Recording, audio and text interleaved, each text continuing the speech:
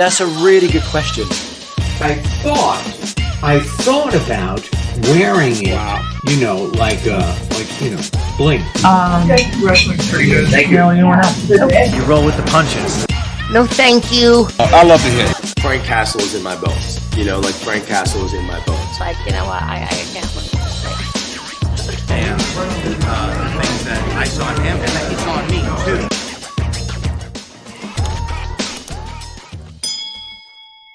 Were you surprised to receive this award? Did you know you were up for it? Was it a big shock to you? I was surprised once my name was announced, but I know that I worked really hard for it. I know that I deserved the award, and every single person that was a recipient of the award 100% deserves it as much as I do, and I'm just lucky enough to be able to have it. And of course, I hope that anything for the best of them as well, because all the people that I met throughout this whole journey, every single one of them deserves the opportunity and the same exact thing that I'm getting from this.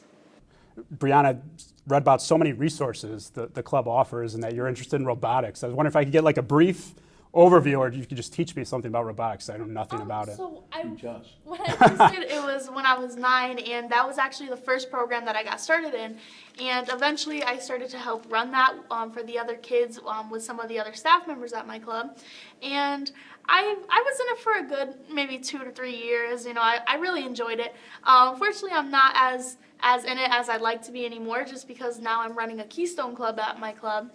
But it's definitely a great program, and I believe it's now called Vex Robotics. So there's so many different things that they can do. They get to program them, they get to build the robots, and it's such an amazing experience just watching them be able to make that come true and make that happen, because they do some pretty cool stuff with it. I know a while when I was back, they were throwing blocks, and it can build stuff. So it's so cool that they get to experience that. Were you a natural with it, or did you have to take a lot of studying and trial and error?